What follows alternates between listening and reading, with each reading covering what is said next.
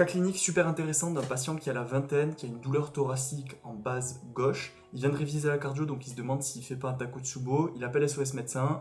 Le médecin vient, il examine. Au niveau des paramètres vitaux, il a juste une tachycardie, bon, peut-être sur la douleur et un peu de stress. L'examen clinique est normal, l'auscultation pulmonaire et cardiaque ne montre aucune anomalie. On lui fait un ECG qui est le suivant. Donc vous voyez, c'est un ECG normal, QRS fin, pas de trouble de la repolarisation, régulièrement régulier. Voilà, ECG normal. On est content, avec l'examen clinique et l'ECG, on a éliminé les 4 grandes urgences, donc le pneumothorax, l'infarctus du myocarde, l'embolie pulmonaire et la dissection aortique. Et là, le lendemain, bam, 42 fièvres, grosse altération de l'état général, il va chez son médecin traitant et il avait une PFLA. Alors comment ça se fait que le médecin soit passé à côté? Eh bien figurez-vous que dans les pneumonies, il n'y a pas toujours des crépitants au début.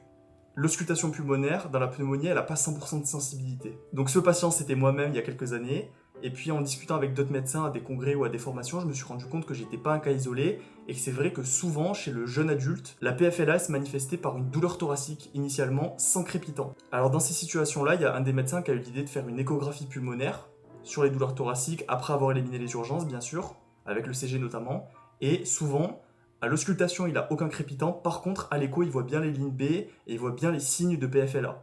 Pour ce qui est de la prise en charge, je ne sais pas si je le dis ici parce que la prise en charge elle est un peu controversée et un peu hors recommandation.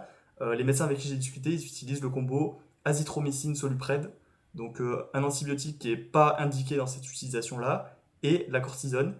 Pourquoi l'azithromycine? Parce que quand on regarde, même si c'est pas recommandé, ça a un effet anti-TNF-alpha qui calme l'inflammation. Et c'est vrai que dans ces situations-là, c'est plus l'inflammation qui est délétère que le pathogène en lui-même. Voilà, j'espère que ce cas clinique vous aura plu.